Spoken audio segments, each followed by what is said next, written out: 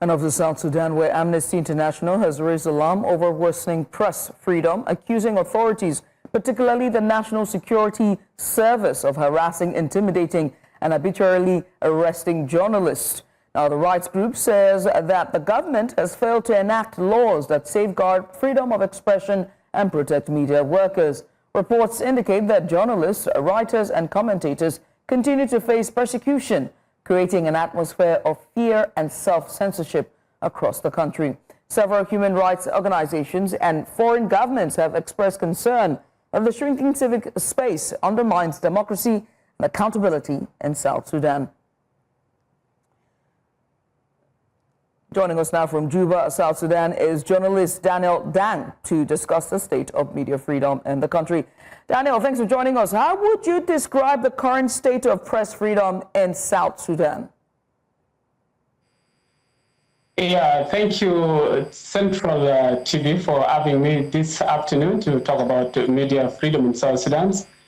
Media freedom in South Sudan is still very fragile. The constitution and the media laws that we have in the country guarantee press freedom and access to information, but the implementations of these laws is something that is still not okay. So independent reporting in the country is still risky, with a lot of intimidations, harassment, and harass that is still being faced by journalists that are practicing here in South Sudan. For the first 2 years, we have seen improvement from the ranking. South Sudan has been ranked 136 in 2024 in the press freedom ranking. And in 2025, it improved at least to 109th in the ranking. But the situation on the ground, the media environment still remains hostile to the practicing journalists on the ground. Now, what are some of the main challenges or risks that journalists face while doing their jobs?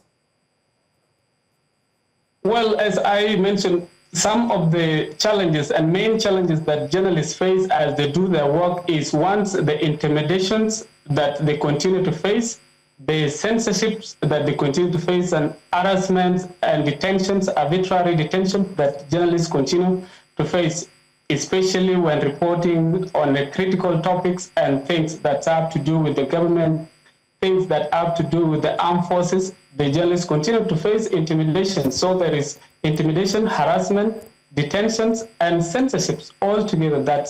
These are some of the things that journalists continue to face on a daily basis as they report on critical issues.